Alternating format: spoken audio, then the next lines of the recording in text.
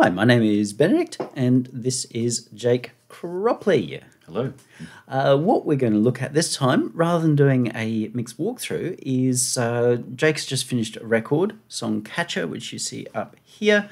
This was, as it says here, 10 songs written and recorded in 2 weeks. Quite literally, Jake wrote a song a day, recorded it, the multi-track recordings, and then sent it over to me, and I mixed it normally the next day. That was a big process, wasn't it, Jake? A huge process, yep. Yes. Biggest project ever. But what a lot of people will be kind of bowled over by that, because a lot of people struggle to, finish one song in 2 weeks, 2 months, 2 years. How is it that you can do that? I was believing in my abilities a lot when I set up the 2 weeks. The goal was to just go into the laundry and just make music. Like, I didn't plan to make an album. The goal of 10 songs in 2 weeks was kind of just to try and get me motivated and push me to make something every day. The plan wasn't for them to be completed songs or to be fully fleshed out recordings either, but that's how it turned out because things were going so well, and I think I was just tapping into my creativity because I let go of a lot of barriers that I was using, so... It kind of worked out. I think part of that too was because you're driven to complete things, but I was also, from my side, when you came to me and said, Benedict, this is what I'm thinking of doing, I was kind of pushing to say, well, this should be a record. If you're going to do it, it should be a record. Because I'm sort of very focused on having outcomes, and I wanted to make sure that there was an outcome from this. So speaking of, you said the laundry. Yes, the laundry. This was the room I recorded everything in. So at home, I didn't have... a studio per se, but they were doing some renovations on the house and the laundry was free for a little bit. So I said, do you mind if I set up my stuff in there and use it to record? And they said yes. Speaking of, I'll roll a little bit of video because Jake made a video every day. I think he must have had the phone running pretty well all day or something, but made a video every day, which are all up on his Facebook, and I pulled them all onto my website on a page as well. Let's roll this because it shows you actually setting up the room. So this is a laundry room that I've been generously offered to use for the 2 weeks of recording. So the plan is to try and write 10 songs in 2 weeks, like the title said. I was inspired by watching some documentaries, some music documentaries on...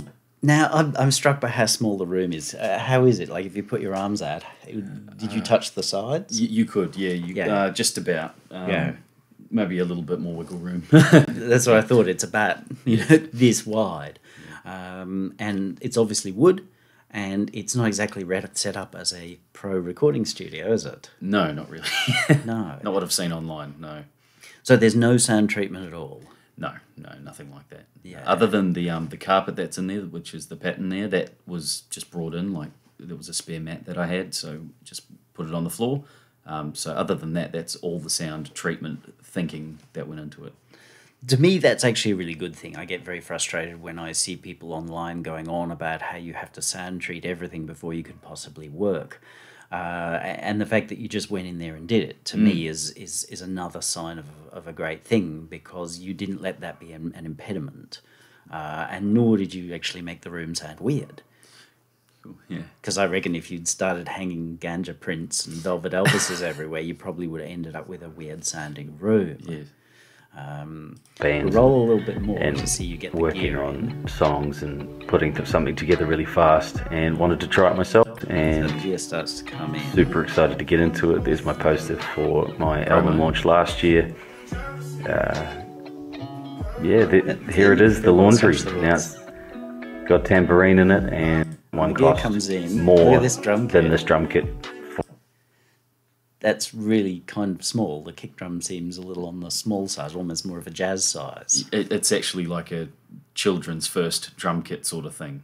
So very small, yeah. So you made a record with a children's drum kit. I believe so. Did you feel bad about that? Not once I got started, no. I was a little nervous because it wasn't a full drum kit, because of, thinking I need a full kit to have a full album. But the room's not that big, so it actually fit perfectly. Even the way you'll see soon, the cymbals are arranged in a way that actually fit perfectly. Didn't plan it. It was just lucky that that was what was on sale. But as a listener, it doesn't sound like anything other than a drum kit. It has a sound from the way you've recorded it, but it doesn't sound like that this is a failure of a drum kit. No, yeah. It doesn't sound like there's anything wrong with it. It's a child's kit or whatever. Maybe some drum-obsessed nut can say, ooh, Yeah, it's not quite right. but does a listener care? Or a whole day. So I just decided to buy one that was really cheap. I think it's a kid's drum kit that's used for learning, but it was perfect for this room. And then everything's done with one mic, isn't it? Yes, yeah. Except for one song. Yes, so the aim was to just use one mic. Because I was doing this as just a fun project, I didn't want to bring in 1,000 bits of gear. So I knew I had a 57 in my mic bag, and I said, I've never really used it. I want to try that for everything because I've seen it used on things before. Because your first record, Falling Down in Love, was largely done with the Rode. That's right. Which worked out really, really nicely. But I'm actually glad that you chose the 57 in this case because it's a dynamic mic and therefore it helps filter out and even out unevenness and a lot of the room. Plus it turns out to be, and they're a super famous mic, turns out to be very, very clear. There's a certain amount of roll off top and bottom, but what's there is like really beautifully clear. And in some ways it's actually nicer to work with than the Rode. The Rode might be more detailed, but this is so clear it feels really natural. And so that was, to me, it was a great thing. And everything's in mono because you got one mic. Yeah. And where was your mic with regards to the drum kit? Obviously, you're sitting facing the wall with the drum kit, which is a little odd. It's not the way it's normally done. Where'd you put your mic? Yes, to mic the drum kit, I did have it overhead. So also one mic sort of just on top of me there. I tried to aim it to the snare, it sort of caught a lot of the cymbals in the catching of it, but that's sort of just where I put it. There weren't a lot of places to put it, so I wanted to catch the whole drum kit if I could, and I thought the mic could handle it. And I'm learning too. Like part of this process was to see what happened a lot. I think it was great because you just sort of said, okay, rather than what am I supposed to do, you just said, what can I do? And then made the results work. Yes, with the overhead being just behind your head, and it ended up picking up a lot of hi-hat and the metal work, which largely is good. Like that's your ride there, I assume? That's Crash 2. The ride's that one there. Yes. Yeah, so that comes out saying probably the nicest thing in the whole kit. But normally the kit would be like the drummer would have their back to the wall and the kit would be out front with the mic facing. But we didn't have that, and it turns out really, really well. So the room is a big part of the record in a sense because it's where everything happened, isn't it? Yeah, that's right. So if we watch through all the videos, which we won't, then we actually see you sitting there in the room writing out your songs, pen and paper, and then actually going through tracking each part. So I think that's a great thing, and the thing that I really want to get across to everybody is you don't need to have a ton of gear, you don't need to have a fancy room, you don't even need to do it the right way, you've just got to get it done. And so long as you're not making a mess of it and making it weird, which most people do when they try to not do it naturally, then you're going to end up with a really workable result. Cool. So we got the record. That's one of the photos that you took. Yep. Yes, of me writing the song on day 5, I think it was. I just thought it captured how I felt over the 2 weeks. And the record is finished. So let's dig in and have a little bit of a listen. Oh, before we go, for anyone who follows me, you'll have seen and heard Jake's name quite a few times. As he pointed out, it's actually the 4th record that we've made. This is Jake's first solo record. Before that, Jake played guitar for me on one of my records. And at that time, we were mixing his Naked Nation, which is an actual band, like a vocal band, but with full musical backings, which was all done by Jake and mixed this great big bombastic record. Obviously, all of these available on Bandcamp. Let's have a bit of a listen. This is one of my favourite songs, the least likely to be a single, but the kind of song that to me cements me as a fan of an artist. This is what you sent over. This is what I got through the email. They can defend someone who's there in the end. So this is your guide mix. Everyone needs a friend. This is what comes back.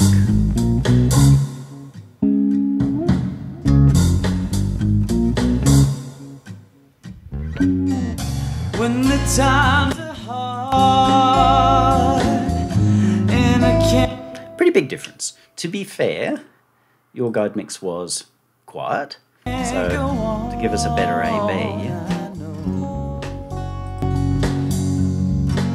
no matter where or when, this is the that actual you are performance, always my friend. and that's the result. It grows, doesn't it? Yeah, yeah. Grows quite a lot. Now, you always planned that this was going to be mixed by me. Yes. I know that you looked at trying to work out how to get better at mixing when we first met. Why didn't you mix it yourself?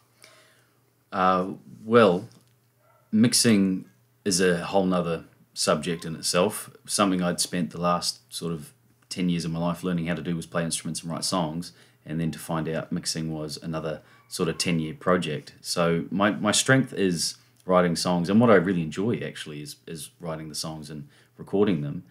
And that's, if I put my energy into that, I can get a really good song out of it, or a great, experiment in music.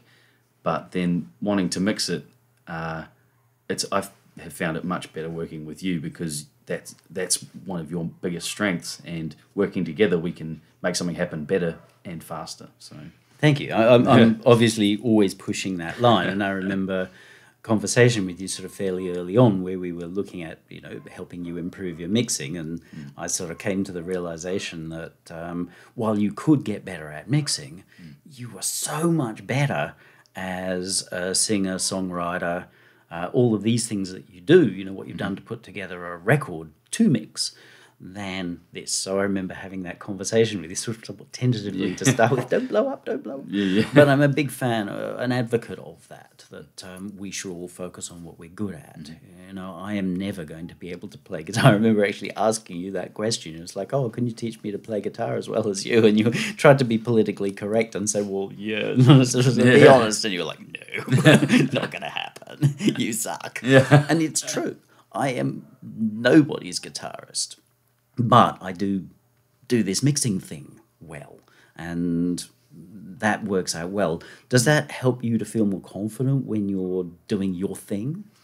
100% more confident, because I know that I don't have to mix it myself, and because we've been working together a wee bit over the past few years, I know your tastes, and I trust your tastes. The things that I don't understand, I know you understand really well. So I can send you something that I sort of sounds like something, and then you're able to take it that way or take it where it should go. And so I'm able to just record and get the best performances. And I think that's where the confidence comes from, is that if I perform it well, then I know you'll do the best you can with it and know what to do with my vocal or my guitar playing, or in this case, my drumming, and all these things to make the song happen. I'm way more confident just to do the best I can, and then know you'll bring the song out of what I've done, which is where my strength is, to do my best. and that's exactly how I see it as well, in the sense that it gives me a lot more confidence as a mix engineer. Like when I know when I'm getting a Jake song that it's going to be well laid out, it's going to be clean and tidy, everything's going to make sense. Some things when I first start listening to them are like, okay, but then I find the story in it. It's like, oh, okay, I can do that with this. I can do that with this. So it gives me a lot more confidence too. So it allows each of us to operate in an area of our strengths. How do you find, when you get it back? Because obviously there's sort of a fair difference. Now let's be fair and give you the fair A/B. Someone who's there in How do you feel like when you've sent this over and then you get this back? everyone the next day, needs yeah. a friend. How does that feel? Because obviously this has changed something about your art. Yeah. How does that feel for you? Well, getting a mix back is the most exciting thing for anyone who's recorded anything. I love it because I know straight away that everything's going to have a room to it and a space to it, because of the way, your philosophy of putting reverb and putting everything into setting, which I love. So I don't have to worry about where it's going to be set, because I know that you're going to handle that. And it always comes back, beautiful and with depth, and everything sort of shines through where it needs to. Where when I record it and put my guide mix together, it's literally just everything's crammed in to my door, and panned a little just so you can hear the vocal, but nothing else. I do nothing else to it. So it comes back and it sounds like a full song, you know, like I didn't even make it, you know, so I love it. I do love it. And is there ever any challenge in the sense that you may well be thinking a certain thing as you know have a certain vision when you're making your song, and then I send it back to you, and is there ever that point where you're like, that ain't how Hank did it? Not really. Like I remember feeling that very early on when we started working together, thinking it's not what I imagined heard the song being in my head, but learning that it's probably better to not copy exactly what I want it to be, that it comes through as its own song, you know, and I don't know how else to sort of say that. Yeah, I mean, I see mixing as an art form. A lot of people try to make out that it's a sort of technical thing, that if you just learn 3,000 little technical moves that you're going to be great at mixing. So yes, you're doing your art, which is writing the songs, telling the stories, performing them, and then I'm applying my art form to turn them into what I'm hearing as a listener. Because when I'm mixing, I'm always thinking, okay, how am I taking this record as though I were putting on a Jackson Browne record or a Pink Floyd record or whatever I feel like this is vaguely similar to, but I'm never trying to say I'm going to nail that sound. Because it is an issue. I know a lot of people when they get mixes back, especially when they've not been doing it. Like you said, to begin with, it was a problem that they go, but. Yeah. So how did you overcome that?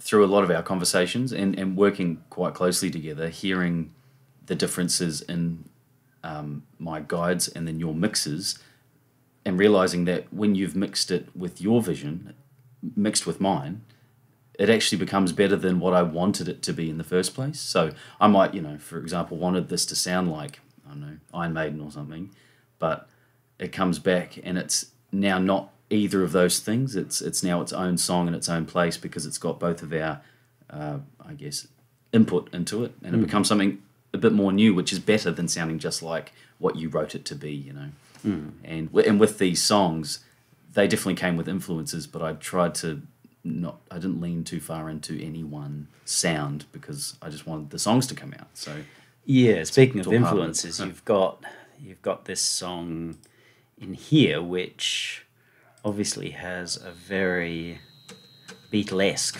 She's so sweet, she's so kind. My baby's selfish for me. My baby's selfish for me. And obviously there's a very sort of 1962, 1963 Beatles sort of feel in there. Did you want the mix to come back sounding like a Beatles record? Well, yeah. With the way I wrote the song, I was leaning a lot more onto the Beatles sound. But to come back exactly like one, I didn't have that expectation on the song. And I've learnt to not have expectation on the song, but more intent of like, this is where I was going, but being free to let it become the next thing. So yeah, I worked that way as well, because obviously as I put it up, it's like, oh. So I went and actually very quickly dipped into Beach Boys, early Beach Boys, and the Beatles. Oh, geez, the Beach Boys mixes were way ahead of the Beatles mixes.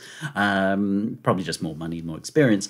And sort of thought, well, okay, I want to carry some of that because obviously it's here, but I also wanted to make sure that it didn't come off as a second-rate Beatles clone, because while people will hear the Beatles thing, I still want it to be a Jake Cropley song. So in the end, I kind of felt like, okay, we'll take some of those elements, but I didn't end up doing the completely split mix. I played with it, but then I just kept going, no, it wants to be this way, and that's what we ended up with, where the instruments are kind of half split, sort of half normal. And in the end, I actually borrowed some of my feelings of, without listening to a single thing, some of my feelings of the Aussie band Hoodoo Gurus. Because the Hoodoo Gurus had a lot of 50s, early 60s influence in their sound, but they were very 80s at the same time. And so that, to me, was kind of a really good balance of that 60, 65 sound while still sounding current. So ultimately I sort of thought, well, okay, let's borrow from that model so that it can live in several worlds at once rather than just being stuck in the past. So everyone needs a friend. The one thing that I truly loved in this, No matter where or when, is the guitar. that you are always my friend.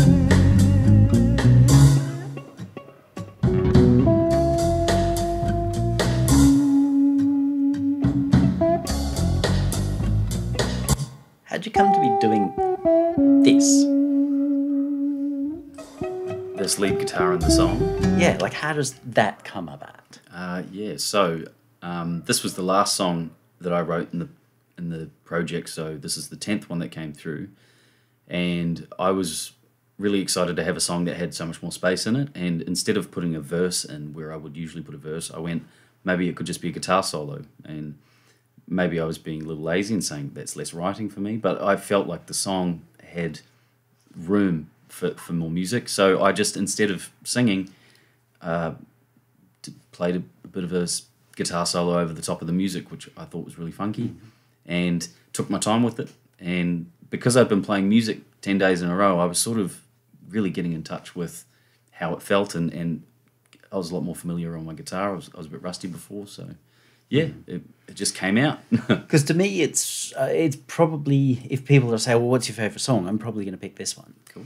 Because, yeah, it's got this really cool sort of James Taylor-y sort of feel in some ways. And then it moves into this lovely solo, which isn't trying too hard to be anything other than just expressing itself in the moment. So it asks us to step out into the moment.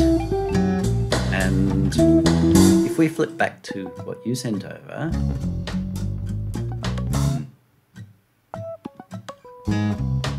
you were still keeping the main blum, blum, blum kind of riff.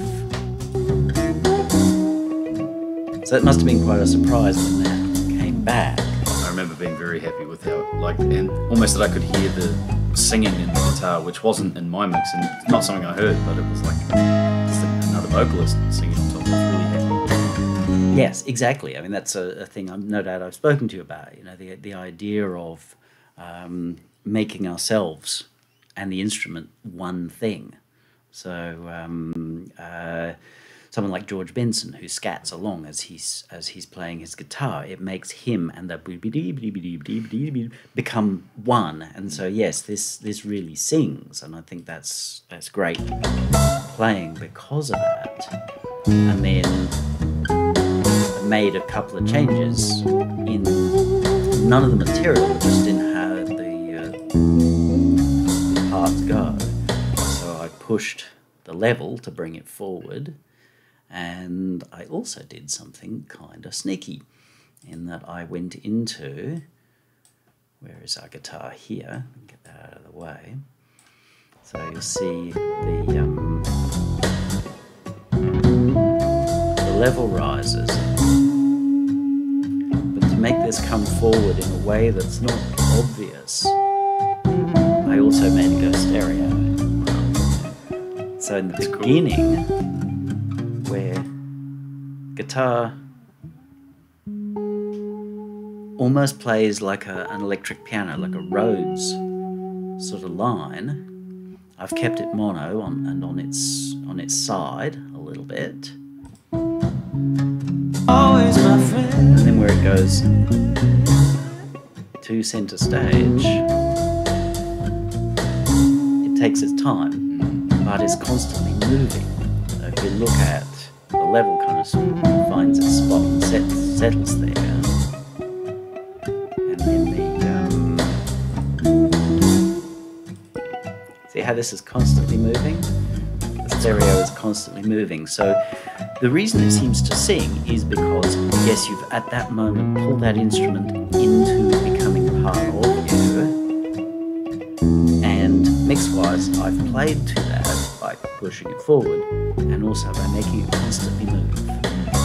So people can probably not consciously hear that move, but that constant movement and change that's occurring makes it stay in the mind a lot more. That's awesome. And that's part of what I love about this. The playing, the song is They great. can rely. It's very simple, but then you've kept the acoustic playing just sort of the central thing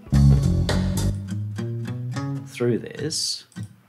It's not getting complex or anything. Like, you've known that it should step back. And you've given yourself all this space rather than trying to have all these instruments fight with each other.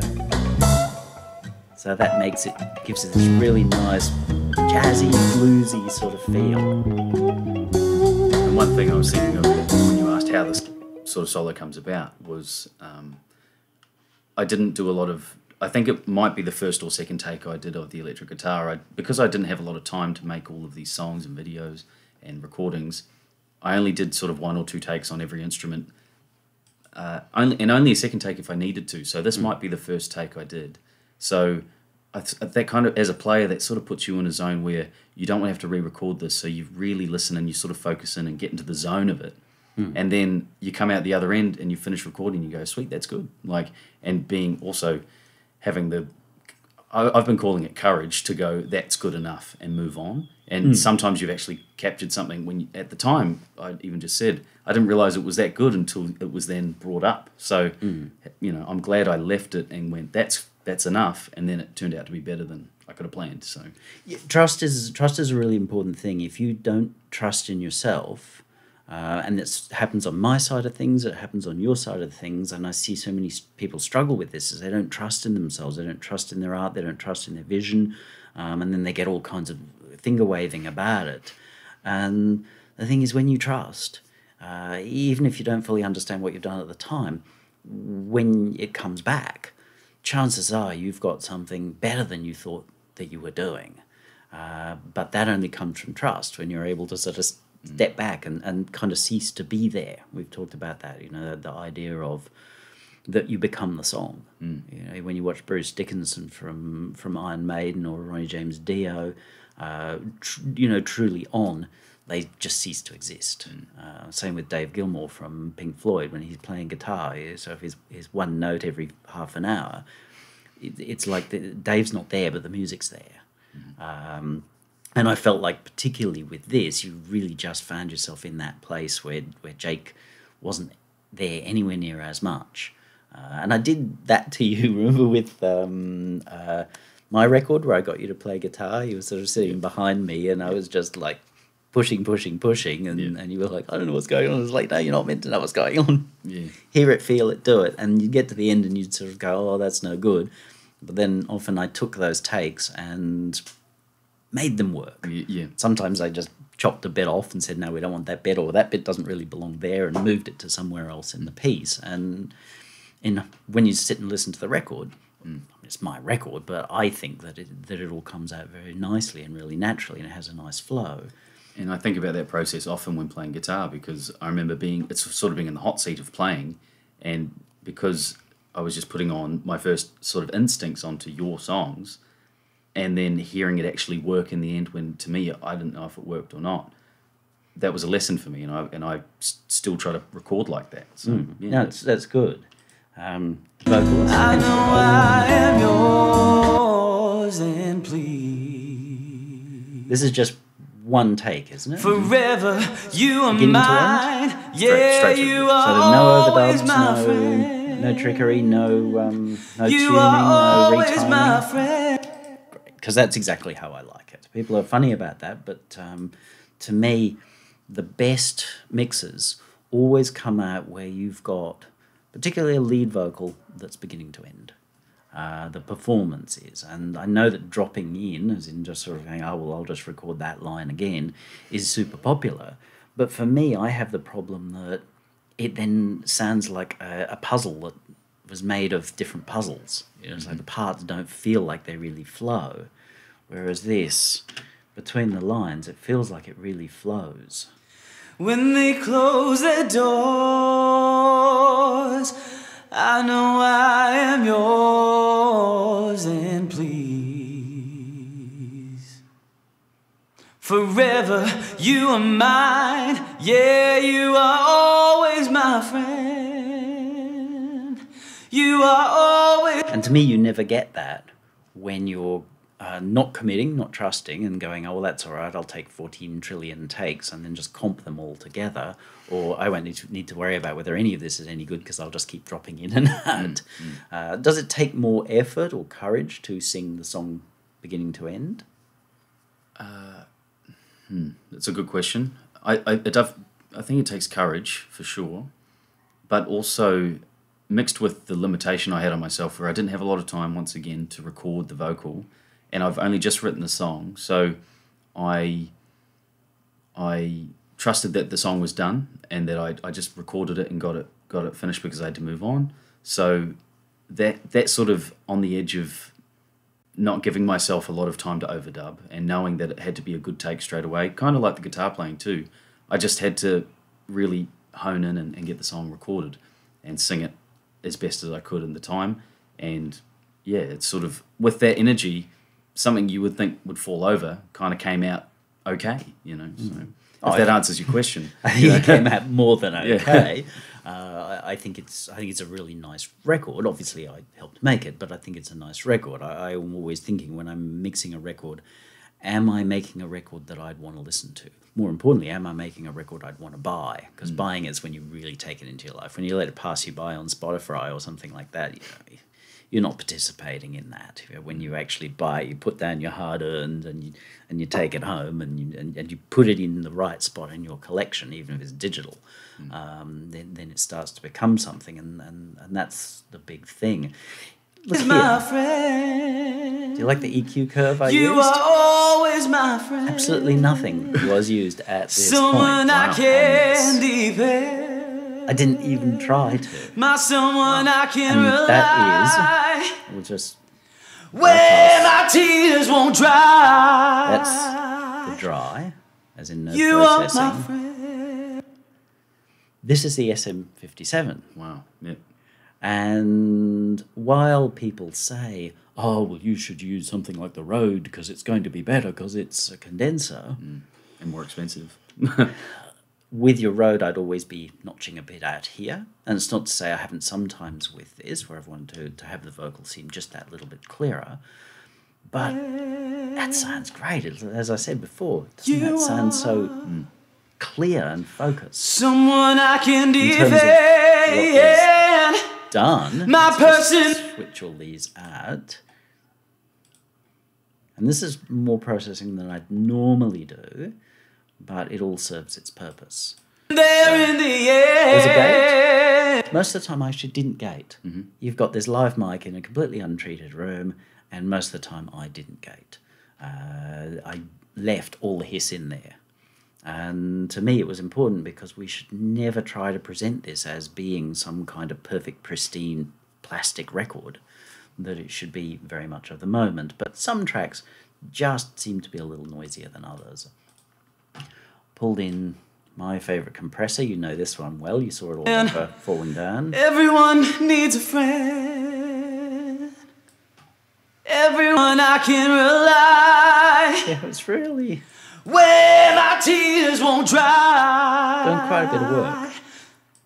You are someone they can depend. Rather than going in and chopping this up and changing all the levels, I decided to go really old school, just like tape.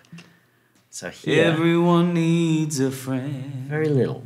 So you seem On quite up someone they close. can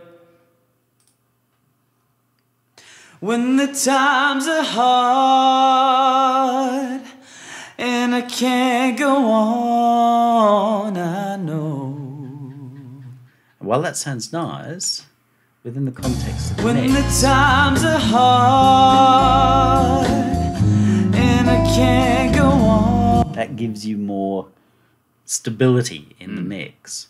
And when we get to this bit, yes, I did end up dropping the vocal levels a bit because you actually clipped your recording. And I can rely. Have you noticed? When did notice. Yeah. my someone I can rely. Clip. Where my tears won't dry. Again, if we And I can rely. Where my tears won't dry. that pulls out the growl in the voice, it makes it actually sound louder, and we'll do that again with the echo, and it helps control the levels. I pulled back just a little because when I got to the masters, that was just causing the whole piece to be the wrong level. But I looked at, well, rather than changing the level of the masters, we'll just change the thing that's causing the problem. I wasn't worried about the clip. Yeah, in a perfect world, we wouldn't have one. But it actually adds to the feeling of being really loud. So it's like old-fashioned, old records, like from the 70s, they're covered in clipping. Sometimes that's just from the record being old, but they're covered in it. A little bit of chorusing. My someone, they close their doors. I know I am yours. So a tiny bit of chorus there, really, really small. Don't want to do this. I know that's sort of forever. You are mine. Vocals. But because we've got the one vocal, and it's a great vocal because it's so live, I just wanted to add a little bit more body. And Cool. Your tuning's always good, but it's natural. A little bit of chorusing, a little bit of echo, especially with a modulating delay, will help actually normalize. So let's say perfect tune was sort of here. If we've got a chorus or modulating delay, it's actually spreading your tuning around here. If you're here, we've got this, it's still intersecting with What's in tune? where tune is, so it actually helps surprisingly well. I did that with what was your EP, Surfboard? Beach House. Beach House, yeah. Because you weren't quite as established as a singer back then, and so rather than going in and tuning everything, I just used a reasonable amount of modulating delay in particular, and you sound like you're in tune well enough through the whole record. You are always my friend. And then echo. You are always my friend. And this is automatic. So you see, not so much. Everyone needs a friend. Help keeps you intimate. And I can rely where my tears won't dry. Yeah, wow. You are my friend. Yeah, you wouldn't even know. But And it they gives close their this door. explosive sound. My someone I can rely where my tears won't dry. Where my tears won't dry. Actually sound louder. Even though you're heavily compressed and there's an echo, it makes you sound bigger whilst keeping you controlled in the mix. That's awesome. I bet you didn't know what I did here. You've got these backing vocals. This one I did go in and cut a little bit of level. You'd do that to a vocal. Always my friend. That's what you sent me. This is what I did to it. Always my friend. Yeah, wow. It's actually going through a fuzz, very light fuzz. Cool. Initially, I started to process it properly. And then I realised this is never quite going to work the way I want Always my friend. You are always my friend. it to. It just, okay, the levels would be different, but it doesn't get presence. So this one got gated, and then the leveling tool is used again. Always my friend. But it's fast, and it's just Always my friend. kind of lopping some of the level off. The aim being that it's going to go into Always this. my friend. I can depend. And I wasn't actually setting out to use fuzz, but I felt like we need to do something to really bring that forward, because it needs to be very clear in the mix without actually overpowering stuff. So the fuzz turned out to be great, turned a lot of the high end off, gave it a little bit of presence, so that where the two come together, we'll turn the delay off for the moment. Always my friend. You are always my friend. Someone. See how Cuts in. they now contrast with each other. It's actually more forward, but it allows them to converse like this, but in a different voice. That's cool. So it's small and incredibly focused. And then we add in the echo. See, that was a really long time. That's like 400 milliseconds. And we pull in the echo for this one, and it's 105. And normally, you would make the background vocal have a longer delay. Because it's a different sound. You are always my friend. You are always my friend. We actually allow it to come forward whilst it still seems like it's in a slightly different position. So I was super pleased with how that worked. There's a tiny bit of panning on the one. The main one's in the centre. This one's ever so slightly out. Nobody's going to notice it, but again, there's just that feeling of. So I put a lot of time, as you know, I put a huge... Forever, you are mine. Yeah, you are always my friend. That's You set are up always my before friend. I start mixing any of the other stuff. You are always my friend. Because you've seen me do that enough, and of course I've got... Someone I can reverb space. depend. My someone I can rely on you. Where my tears won't dry.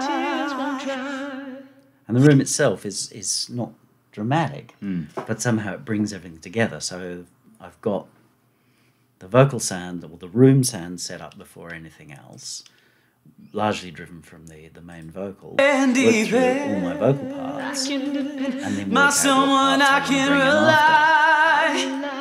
rely on you. So that way, my point of view on that is that when I get to the end of the mix, the vocals will sit nicely, they will sound beautifully, and I will have put everything else around it. I think in memory that I did the acoustic first. It runs through pretty well everything. Set that up first. Seems like a funny compressor to use here.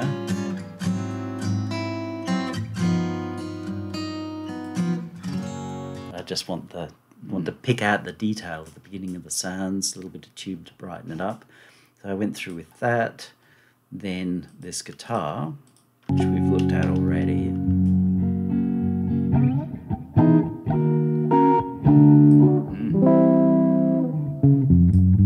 Just making it a lot warmer, and a really long echo on this one.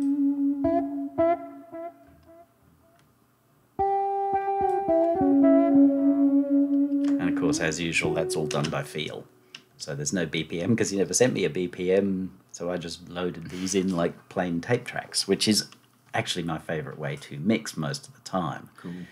So I go, well, that feels good. That works. And then we had this really kooky sound. That's a Yamaha CS 01. Yep. So that's that real analog, ghastly little toy box. And you stuck the mic to the speaker, didn't you? Yes, yeah. Yeah, you didn't plug it in. You're too cool to plug it in. You just like stuck the mic to the speaker. I saw that in one of the videos. I was like... and then it was a case of, how do I make this come out right? Because not only is it a pretty bizarre line, it's up against that beautiful guitar part. So I thought, well, I've got to give it a punch. It's got to come out sounding really unique. And I found that the distortion on Scream 4, one of my favourite things ever, actually makes it sound a little bit chiptune. It actually gives it that drive. It accentuates the speaker sound, which is really completely at odds with the rest of the sound. As I say, there's sort of this James Taylor kind of feel, and then we've got this little chiptuney thing. The flanger gives it a little bit of movement and stereo.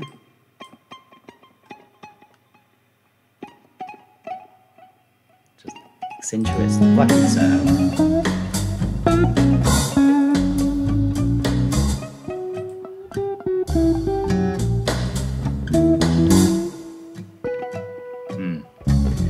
Because I figured that the only way that could play, we've got our acoustic guitar being really good and sensible and safe in the middle, in the background there, and then we've got this beautiful electric, like your Strat lead, and this kooky sound. So a case of trying to make sure that they work against each other without one dominating the other. Well, one does dominate because your electric guitar does, your Strat dominates, but this little synth line just becomes this really nice little counterpoint, and again it's just so free.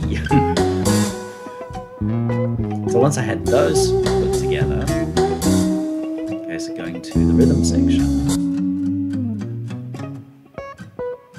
and I started with this one with the bass. So I put in this first. Reason being is that where it comes in, someone they can defend, someone who's there in the end. it sneaks its way in and it comes in. Everyone needs a friend. I guess you're not using the lowest unfretted E string, and it becomes a thing that supports and then sometimes adds its little fills. And I did nothing with it. Nothing. Really? Nothing was done to that. Some EQ. Wow. No matter. That's really cool. We don't need all the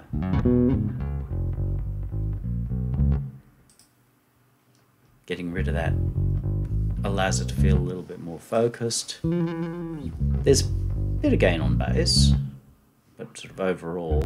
Then I've pushed here about 300, so that's that nice sort of warm bit where you're doing the little kind of thing. That helps bring that out. Just cleared some space in the mids and then allowed it to peak a little bit in the sort of 2.5. So you hear how it's shifted up a little bit. Yeah. And it allows it to work with the electric. So the two kind of are quite similar, but come together and mesh. So it was literally nothing needed to be done to that. I was pleased with When that. the times are The hard, drums.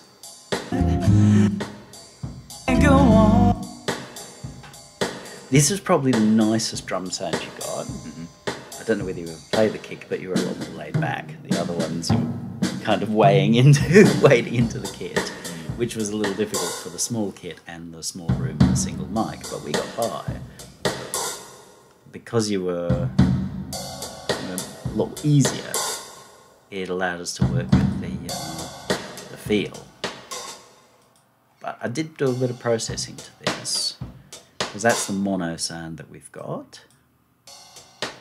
I put it through tape. Often I would choose tube, but it just kind of gets a bit distorty and splatty, whereas tape, it gives us some of that sweetness on top.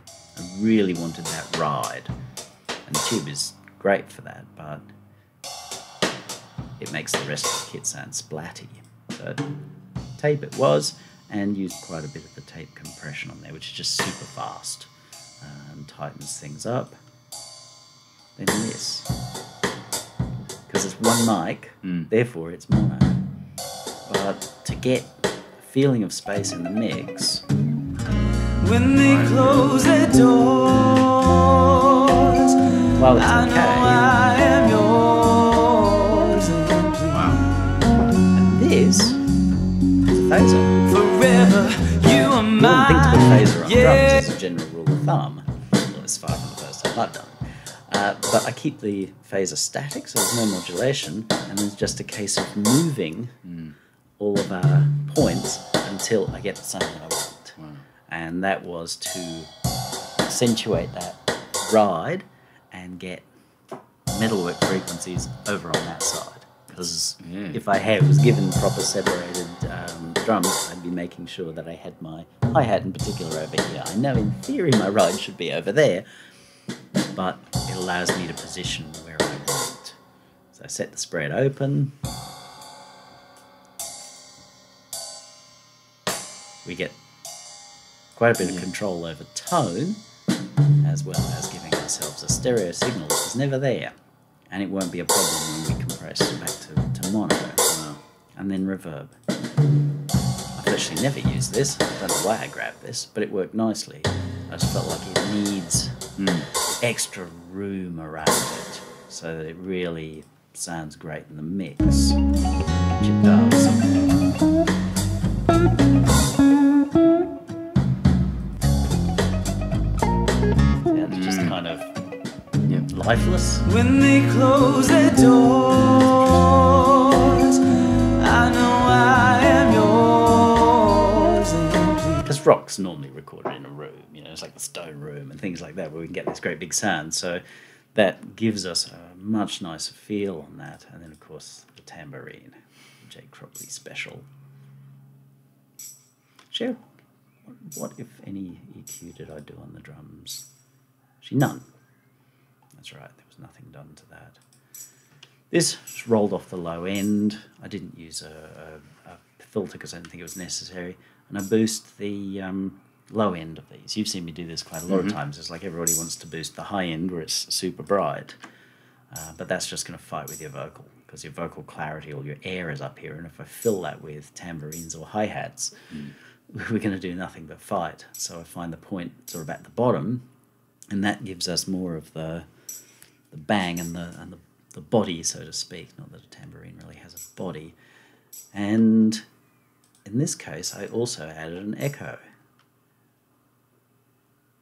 So let's go back to where you're playing tambourine. It's not a busy part in this case, but without the echo, Where my tears won't dry, the tambourine just kind of sits you there. are my friend. You are No one's going someone to pick and go, oh, they put an echo on that. But that echo just adds that little bit of movement and bounce to it, that it sits really nicely. And again, I didn't do anything with the rhythm bus. It sat so naturally, so nicely. I mean, I would normally be doing some kind of thing like this. I can defend.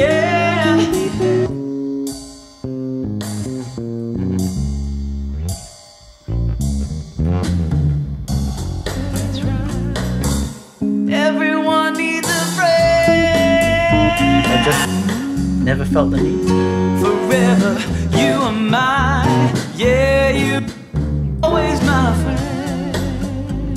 Forever, you are mine. Yeah, you are always my friend. I think part of the reason, because it was never a conscious decision, but I think part of the reason it stayed like that was because this has this really nice jazz feel, and I wanted it to feel like more like a jazz performance through a lot of it. That's awesome. Keeping it relaxed kind of helped it do that. So then it just came down to the masters, a little bit of tape, my usual, You are always my little bit of friend. compression, really slow, looking for that. You that are groove. always my friend. The screams tape. Someone I can depend. While My we're a someone little I light for can bass, rely. sometimes I add a little bit of bass, but while it's tempting to sort of say, oh, okay, I'm gonna, Where my Yes. tears won't dry. it just You becomes unbalanced very quickly. So I found that if are you pull my out this just a tiny bit, You are helped control that instrument someone I where it's sat can there. Just gives all the defend. clarity, and yeah, My this person is there in full. the air. Normally, we'd be saying, oh, we should boost up here. Or a little bit of a roll off so it sounds natural. Found that in this situation, Everyone particularly needs a his voice friend. with his 57 Everyone and his needs kick, a friend. really sweet at this point. Everyone needs a friend. So always put a lot of emphasis on trying to have your voice come across as really sweet. Cool. So that it's got this big sparkle when we get the final mix. So when we go from Someone I can depend. My someone I can rely. so you see, it's not just width that but you get a lot of sparkle in the voice, whether you're loud or soft. That when all the tears won't dry, everyone needs a friend. so you become more intimate because there's all that air and sparkle that nothing's fighting with. So that's how we got from where you had finished to where I finished and what went on to the record. And obviously you were happy because I don't think we made any alts on that at all. No. No alterations at all, which was cool. The other thing is that I'm often in the role of record producer and even into manager, simply because you don't have anyone else in that role, so you come to me and I tell you what I think you should do. Yeah. Is that a challenge? Not so challenging in the fact that I respect the guidance and value it because, like we said earlier, like my strength is the songwriting and the performance and the recording of things. I don't really have those skills yet myself or the experience that you have in what an artist should do and how to grow and maybe reach out. So sometimes it's challenging because it might be a lot of work on my end, or it might be stepping outside of my comfort zone to do something. But more than often, you're right in your advice and what I should do, or how I should take a song, or how a song should sound, or maybe what direction I should take. So I always respect it and do my best to follow your advice, and I've had great results so far. Because you come We've had back. fun. We have had fun. We have had fun. Because you come back to sometimes, like with your mix alterations, and sometimes, I'm not always like, oh, that's going to be the best idea ever. And sometimes my first reaction is, well, I'm not sure that's going to be a good plan. But I tend to be that way. Most times I'm always looking for the pitfalls first. It's just my orientation. But you've got good sense more often than not. How is it that you've got to that point where you can kind of not let your ego get in the way? Because like so many artists, their ego gets in the way. You can't tell me what to do. It's my art. How is it that you haven't fallen into that hole? I think it's because I've had much more fun not getting my way. And as a way to put it, like when I've wanted it, because I've started that way, where I wanted everything to be the way I wanted it. And I've got that a few times, and I've not really enjoyed it. And it's not been that fun, and it's been very lonely, or it's not sounded as good as I thought it might have, because I'm not the person or the band that I wanted to be, So letting it actually just open up, I've had so much more fun. The songs have been better, the mixes have been better. My response, like people have come back to me and said that they enjoyed things more. So through those little like sort of insights of, if I actually let things go and not, if I could try to control everything too much and it actually doesn't work, like actually letting it go and things working better for me. After a few moments like that, gates were open where I was like, I'm happy for anything to happen as long as I've done my best with the song and given my all. Anything that happens after that is just a bonus for the music, and it's about the music at the end of the day. Like once you really realize it's not about me, it's about the song doing the best it can. I've been happy. So. Yeah, well, I'm a big fan of that. I mean, I call it the song gods. Your song, you've called it the song catcher, as in like the song's already out there. It's just your job to be out there with your line in the water, and when the song presents, to pull it up, to let it come into the boat as clearly as possible. Yeah. And so we've always agreed on that, which is great. Yeah, because I'm a big advocate of, while we have our egos, ultimately it's the song that matters. And if we get too hung up on, but I'm supposed to sound like band X, as you say, you tend to not have as much success with it, not only kind of in the public eye, but also personally. You sort of end up feeling like, I didn't really enjoy that as much. No, and you feel like a shadow of what you wanted. Yeah. So not as good. So that's great, because you've been great as a client in that sense, which is what's transitioned you into being a friend as well. In that, I know you don't always agree with what I'm saying. I think you should do this. Go do that. You should do that. And obviously, part of your ego is going, I don't want to do that. It's not me. I'm going to do that. But ultimately, you do some or all of what I recommend, and invariably you win with it better than otherwise. So that's a really important thing. But obviously, it's a humbling experience to sort of say, well, okay, maybe this other guy has a point. Just as when you come back to me with a mix alteration, what do you know about this bloody musician who play guitar? They're all idiots. But to actually sort of say, okay, well, let's sit down, let's understand what you're sort of hearing as a good or bad, or what you're thinking, and then we put it together and we do most of our alts together, like with you sitting here. And most of your alterations end up sticking, don't they? Sometimes I change your alterations. And we go, ooh, there's that other thing. And we did that with the vocal on, what was it? I Gotta Play. I Gotta Play. You had an alteration on the vocal to make a guitar part come out, and I sort of go, ooh. And initially you're like, that's not the way it's supposed to be. Yeah. And I was like, but look what I'm hearing. And you go, oh. Yeah. And so we ended up with a combination of what you wanted and what I found, and we ended up with a better result because ultimately neither of us chased our ego, neither of us put our foot down. We just listened to what the song was doing, what the song wanted to do, and it used us to do that. And you're like, that's better now. So I always thank you for that. I mean, that's an important thing, and I always hope for that in a client or someone that I'm working with. So if you have advice for somebody else who's out there, and all those people on forums and what have you, trying to say, how do I get there? How do I make my music better? How do I get famous? Well, what would be your advice with where you've come from to now? I would say don't be afraid to work with other people. It's a huge one.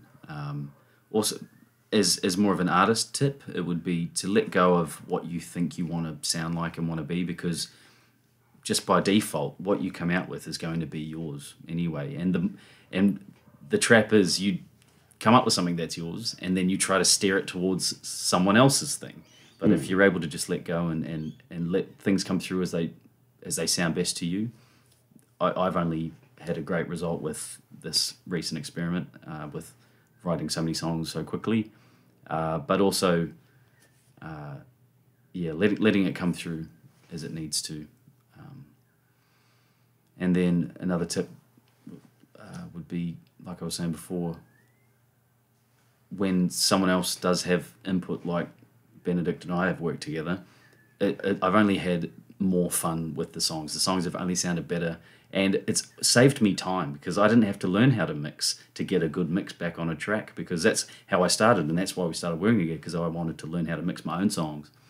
So I would be happy with my result, but mixing just took me hours, and it's fun to learn about the parts and how they work, but I could never really dial it in, or I need a few more years practice to get to some half level that just handing it over came back with. So saved me time. I've had more time to write more songs and make more music and stress less about gear and time on my computer. Life has improved musically working with you. So thank you. Tips. You've always been good. You've taken advice from the very early days where we're mixing things. I remember one of the first things was there was thank you. It had the organ line in it. Was that the one? It had the organ line, like a B3 line in it. Yes. And you really hadn't thought about how a B3 worked. You didn't really understand a Leslie, the rotary cabinet. And it was a good line, but it was a little bit of a dead duck in the mix. And I went in there and added some of the emulation and some of the styling of how it would be played by a B3 player, as opposed to somebody who's just going, oh, look, there's a patch that says rock organ. And next time you came to me with an organ line, there was some of what we talked about there. So it actually grew you as your actual abilities, but it was an abilities in what you're good at. Because while I know how B3s sound and how they work, I can't play one. Whereas you can play, so you took, okay, that's the mechanics, that's what happens here, that's what we do. We turn the speaker, which is the kind of vibrato tremolo thing, on and off, and it of course there's this accent, and you just pick that up and you ran with it, and that's the kind of stuff that we really only get from other people. We don't get it the same watching videos with tips and tricks. It's when it's actually in your thing, and somebody says, and you're able to not be like a prat about it, and so it comes back, and that's great. And you've been a joy to work with because of that, and it helps me to mix better as well when those things come through. Yeah, and it's helped me be a better musician on my end too, and send you better things. So that's great. Because all of that fits with my 4 pillars, which is that you've got to develop as an artist. Because the last thing the world needs is another Taylor Swift. You don't need another Ed Sheeran. We've already got one of each of those, and they're doing quite well doing their thing. And as you said, when you write your stuff, the Jake Cropley thing is just going to be the Jake Cropley thing. And if you try to turn it into somebody else, you can be influenced by, but if you try to turn it into somebody else, you can only ever be, at best, a poor imitation of, and nobody wants a poor imitation of. So the developing as an artist is about sort of saying, okay, where am I going? What am I doing? And a lot of that's about letting go of more than adding on to. Then to build a backline. I have become a large part of your backline because that allows you to do what you're focused to do, what you're meant to do. The universe meant you to write and sing songs. It didn't mean you to mix them. Then to have a location. I'm still kind of pushing you on that one, but you've got to get out there and perform. You notice how little you get from having, you put your first record on Spotify. I advised against it, but you put it on Spotify. You wanted to do that, and you've got nothing back from it, have you? No, not a thing. No. You've made a couple of sales on Bandcamp, and you had a sale really quickly already for the new record. So that's proof that somebody values it enough. I mean, one sale's not a lot, but it's better than nothing, because Spotify's given you nothing. You don't feel good about that. No. But really, when you go out there and perform, you get a great reaction, don't you? Yes, yeah. And you're looking out from the stage, but I'm looking from the other side, either facing the audience or seeing the audience from the back where they don't realise they're being seen, and people react to you. So you've got to keep pushing that side, and I know you're nervous about it, but you've got to keep pushing that side to build the location to draw everyone to you. And then, of course, you build your backline through that. You worked with these film guys, and you worked with the mix engineer the other night, and the venues and all that. So your backline who helped build you, and hopefully will in time sort of say, "Hey, get that Jake guy. He puts on a good show." And then ultimately to build fans. And you can only build fans once you've got all of those, but you are building fans because, people are buying your record and they're turning out for your shows. I don't know how many people you had there the other night for Falling Down in Love. That had to be, 500 people in that room? Or is it more? At Moe's? At Moe's, maybe maybe 150. Is that over? The capacity is 200. Is it only 200? Okay, I thought it was a bigger than room than that. But still, 200, that's great. Because most bands are flat out pulling anybody in. Obviously, you've got a group of friends, and that gives you a head start.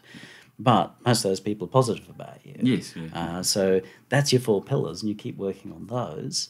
And without a backline in artist development, none of this means anything. People often go to here, or they go to the 4th pillar and try and build it when they got nothing to build it on.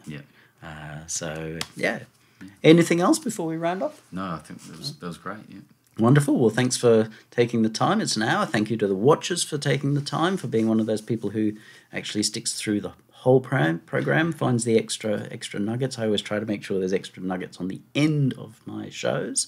Thanks again, Jake. Obviously, we would encourage people to go off to Bandcamp to get Songcatcher, because it's really a very, very charming record. If you haven't heard something like it before, just let it play a time or two, which Bandcamp will let you do, and chances are it's really going to grow on you.